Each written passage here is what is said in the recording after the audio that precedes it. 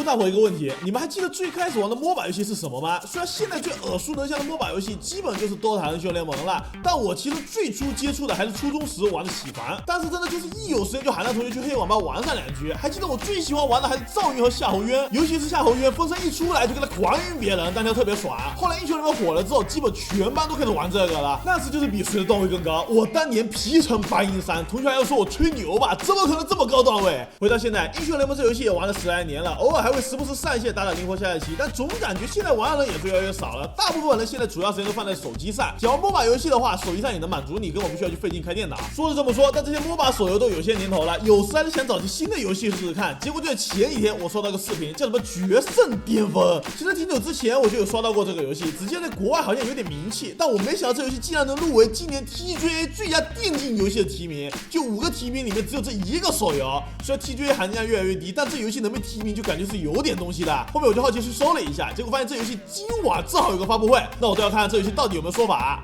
OK， 看完了。说实话，这游戏人气比我想象中的要高不少。不仅游戏玩家覆盖了220个国家和地区，有着24种语言。直到目前为止，决胜巅峰的总用户数已经突破了15亿。月活量更是有1.1亿的恐怖数据，20国 App Store 畅销版 Top 1，10国 Google Play 畅销版 Top 1，而且这游戏竟然还是国人自研的，这也太离谱了！能在海外做出这种成绩的游戏是真的少见。而且发布会说游戏是1月23号公测，要不正赶上过年嘛，正好给整个新游戏个表弟开梁吧。大伙都是零基础，到时候哥们就靠我的游戏天赋好好虐他。就我第一眼看到出了个新的MOBA游戏，还是挺开心的，因为现在市面上已有的MOBA游戏基本都有不少年头了，新玩家入坑成本太高，很容易进去被骂退游。如今出了个新游戏，大伙都是零基础，有各种玩法套路可以开发，但这也同样意味着你之前玩的MOBA游戏里累积的经验也都是带不走的。新游戏各种英雄和皮肤都要重新买，好不容易存了点钱买了英雄，结果玩几盘感觉又不咋好玩，想买其他英雄的时候试试，结果又要花钱，这也是不少人宁愿一个游戏玩到死也不会换游戏的原因。结果这游戏一上来就想整个大的，这发布会说的东西可以说是MOBA史上最强福利了，就游戏公测期间就有70几个英雄了。结果官方说什么这70几个英雄全部都可以免费获取，还会送100多个皮肤。最关键的是，官方不跟你整这些虚头巴脑的，给你弄个现实体验。这些英雄的皮肤只要获取了，就是永久使用。这要是从游戏里算的话，至少也是10万点券了，折合人民币也有上万块。我去，这MOBA游戏也是学着某平台整100亿补贴是吧？人均上万块，这趁着过年给哥们发红包来了。不过大部分游戏其实公测给的都算大方，但蜜月期一过就开始显露原形，变得抠抠搜搜。结果这游戏不仅公测福利噱头拉满，开服氪金点都给你消掉了，还公布了一个全年活动，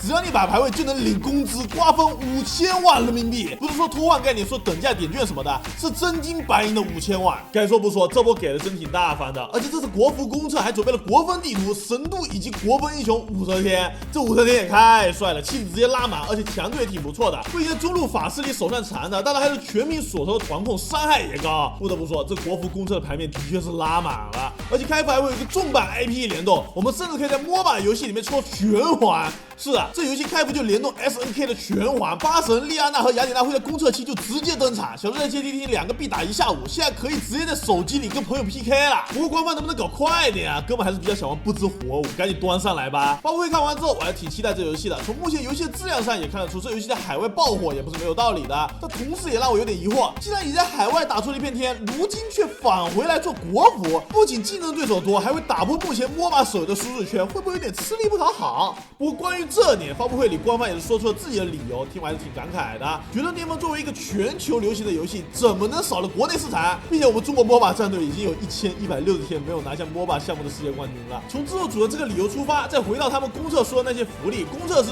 全英雄免费领取，打排位领5000万红包，这些福利也是能让国内玩家能更方便、更完整的体验到游戏的所有内容。或许这也是官方希望以此来尽可能的激励中国玩家能更快的跟上国际服这几年的步伐吧。翻了翻今年 M6 世界赛的录播，无论是双方战队的紧张拼杀，还是台下观众的热情欢呼，都可以看到有无数人对电竞的这份热情。然而，在现在的决胜巅峰世界赛的舞台上，其他国家的选手捧起奖杯，留下他们的辉煌时，中国玩家却只能在台下作为观众为他们鼓掌。作为国人自研的游戏，尽管已经遍布全球，但自己脚下这片土地仍未参与进来。还有很多国内玩家都没有体验过这款海外爆火却在国内鲜为人知的游戏，不得不说还是挺让人遗憾的。这是决胜巅峰的上线，对于制作组来说既是回家也是重新开始。咱们也可以在这条崭新的赛道上让世界看看我们中国玩家的实力。未来不仅会有全球季中赛、M 赛、世界赛等全球顶级赛事，更将推出第3个决胜巅峰世界赛，且该赛事将永久落地中国，到时候就是外国人飞到我们中国来打比赛。无论是从诚意满满的福利活动，还是从这种类繁多的全球赛事，都可以感受到官方是真的想用心把国服做大做强的。终有一天，我们中国的MOBA战队会重新站在全球MOBA项目的巅峰，这或许也是决胜巅峰官方眼里的那一抹期盼吧。那么我想这就是本期这篇全内容啊，如果喜欢的话可以给上面关注啊，去听更多有趣的游戏视频。到这吧，我是李虎，我们下期见。